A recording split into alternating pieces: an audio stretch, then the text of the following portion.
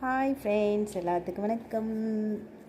என்ன வீடியோன்னு பார்த்தீங்களா? ஒரு வீடியோவும் இல்லைங்க, சும்மா தான். இன்றைக்கி ஆஃபீஸில் இருக்கும்போது ஒருத்தங்க வந்து எனக்கு சாக்லேட் கொடுத்தாங்க. ஸோ அதை ஒரு வீடியோவை எடுத்து போடலாம் அப்படின்ட்டு தீபாவளிக்கு ஸ்வீட் கேட்டேன்.